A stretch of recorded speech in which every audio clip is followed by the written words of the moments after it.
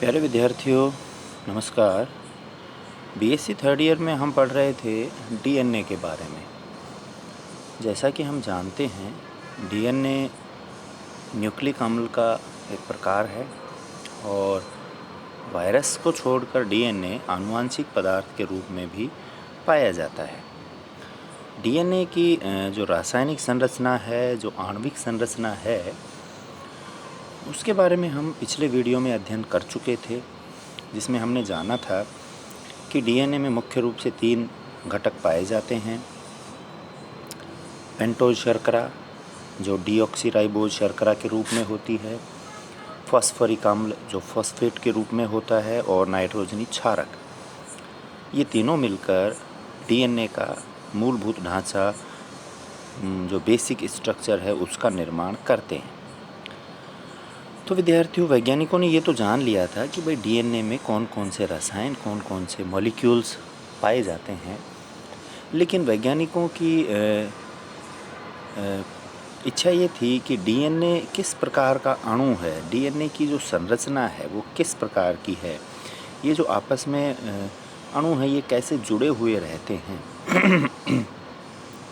तो इस प्रकार से डीएनए के अनेक मॉडल दिए गए, लेकिन वाटसन और क्रिक का जो मॉडल है, जो द्विकुंडलित डबल हेलिक्स मॉडल है, उसको मान्यता मिली हुई है।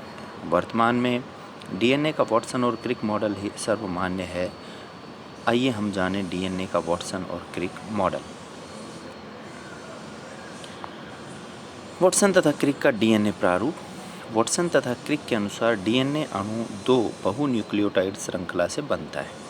हमने पिछले वीडियो में भी पढ़ा था कि डीएनए जो है वो पॉलीन्यूक्लियोटाइड श्रृंखला है, यानी बहुत सारे न्यूक्लियोटाइड मिलकर डीएनए का निर्माण करते हैं।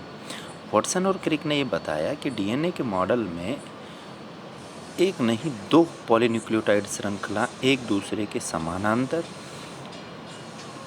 किंतु विपरीत दिशा में होती हैं, जिससे एक श्रृंखला का C3 सिरा दूसरी श्रृंखला के C5 सिरे के सामने होता है।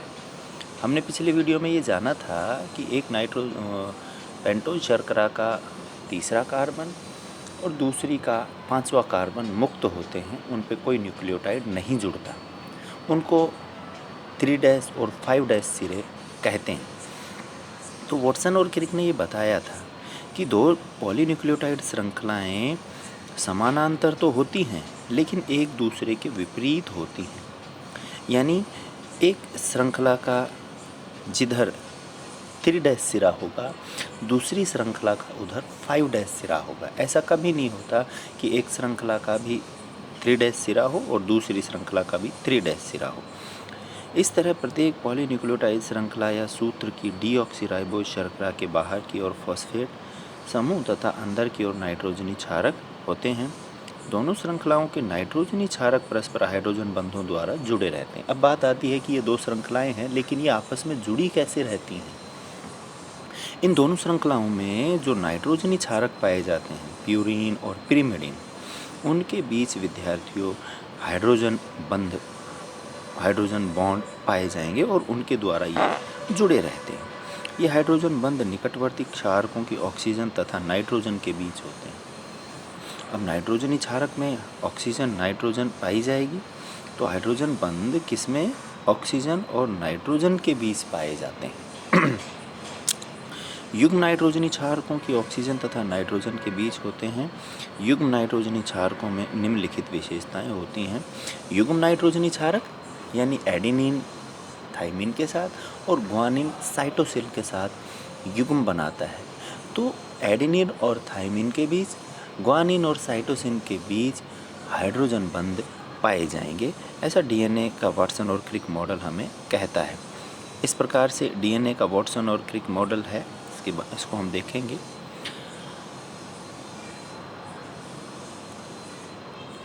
प्यूरीन जो है एडेनिन और ग्वानिन, पिरिमिडीन साइटोसिन तथा थाइमिन के साथ युग्म बनाती है, ये हम जान चुके हैं। एडेनिन थाइमिन के साथ तथा ग्वानिन साइटोसिन के साथ युग्म बनाती है। क्षारकों के इस प्रकार युग्मित होने के कारण दोनों सूत्र एक दूसरे के पूरक हैं। ये भी बहुत महत्वपूर्ण बात है कि दोनों सूत्र एक दूसरे के पूरक हैं, कॉम्प्लीमेंट्री हैं, क्योंकि एक में ए होगा तो दूसरे में उस जगह पर कौन सा क्षार युग्म पाया जाएगा, पी पाया जाएगा। एक में एक जगह एडेनिन है तो उसके सामने उसके साथ बंध बनाने वाला थायमिन होगा, एक में ग्वानिन है तो उसके साथ बंध बनाने वाला साइटोसिन होगा। यानी दोनों डीएनए की जो बहु न्यूक्लियोटाइड श्रृंखलाएं हैं, दोनों जो लड़ियां जिनको हम कहें, वो एक दूसरे की पूरक हैं। डीएनए में दो पूरक सूत्र यानी कॉम्प्लीमेंट्री स्ट्रैंड्स एक दूसरे के चारों ओर कुंडलित रहते हैं। एक बात तो ये हो गई कि दोहरी संरचना है और कुंडलित रहते हैं। जिस प्रकार से रस्सी में बल रहता है, इस प्रकार से स्पाइरल रहते हैं, कुंडलित रहते हैं। डीएनए के एक कुंडलन की लंबाई 34 एंगस्ट्रम तथा चौड़ाई 20 एंगस्ट्रम होती है।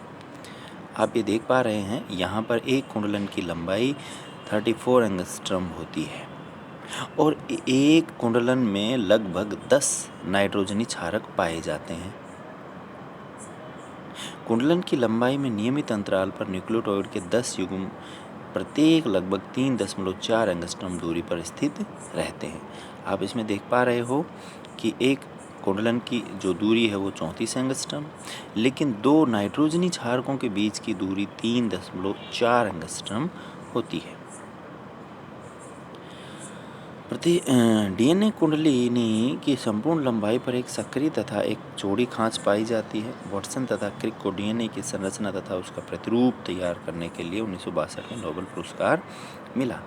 पूरी लंबाई पर एक नैरो तथा एक चौड़ी ब्रॉड, आप इसमें भी देख पा रहे हो, एक तो माइनर ग्रूव जो छोटी है और दूसरी मेजर ग्रूव जो बड़ी खांच है। माइनर ग्रूव मतलब छोटी खांच और मेजर ग्रूव मतलब बड़ी खांच। और इसमें आप देख पा रहे हो कि दो लड़ियां हैं, एक तो अपन जिसको कहें ग्रीन और एक ब्लू है, नीली है। ये दोनों एक दूसरे के ऊपर लिपटी हुई हैं और दोनों किसके द्वारा जुड़ी हुई हैं, नाइट्रोजनी क्षारकों के द्वारा। आप नीचे की तरफ देख पा रहे हो, ए के साथ टी, जी के साथ सी, फिर टी के साथ ए और सी के साथ जी, यानी एक दूसरे की पूरक हैं। एक लड़ी का जो 3' सिरा है वो दूसरी के 5' सिरे और दूसरे में 3'5', यानी एक लड़ी का 3' सिरा और दूसरे का 5' सिरा एक दूसरे के आमने सामने उपस्थित है। विद्यार्थियों, डीएनए की द्विकुंडलिनी संरचना के पक्ष में वैज्ञानिकों ने साक्ष्य प्रस्तुत किए। विल्किंस तथा उनके सहयोगियों ने एक्स किरण क्रिस्टलोग्राफी के द्वारा डीएनए की द्विकुंडली डबल हेलिकल संरचना तथा उसके मापों की पुष्टि की।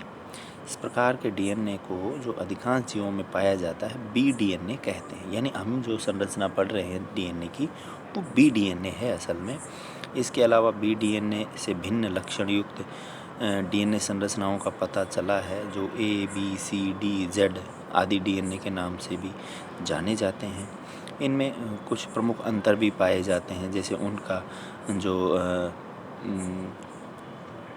कुंडलन का बाईं ओर होगा या दाईं ओर होगा, या प्रत्येक कुंडलन के बीच में 10 नाइट्रोजनी क्षारक पाए जाएंगे या कम पाए जाएंगे। बी डीएनए में हेलिकल कुंडलन दाईं ओर पाया जाता है। बी डीएनए में जो कुंडलन है, आप देख पा रहे हो, ये किस तरफ है, दाईं ओर है।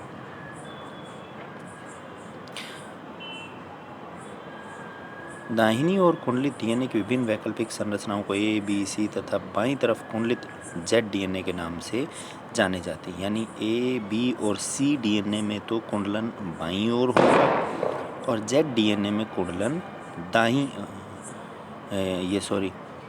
दाहिनी ओर जो कुंडलित डीएनए है वो तो ए, बी और सी हैं तथा जेड डीएनए बाईं तरफ कुंडलित डीएनए होता है। ये बहुत मोटा और बड़ा अंतर है। जेड डीएनए में कुंडलन बाईं तरफ होगा। द्विकुंडलित डीएनए की विभिन्न वैकल्पिक संरचनाओं में कुछ विभिन्नताएं पाई जाती हैं, जैसे डीएनए कुंडलन के प्रति चक्र में क्षार युग्मों की संख्या कुंडलिनीय अक्ष क्षार युग्मों के मध्य स्थित दूरी में भिन्नता रखती है।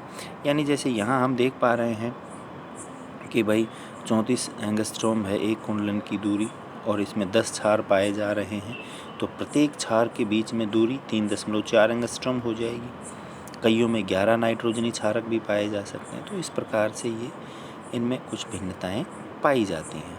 आज के लिए विद्यार्थियों इतना ही। आशा है आपको ये वीडियो पसंद आया होगा। अगले वीडियो में हम एक नए टॉपिक के साथ दोबारा से जुड़ेंगे। धन्यवाद।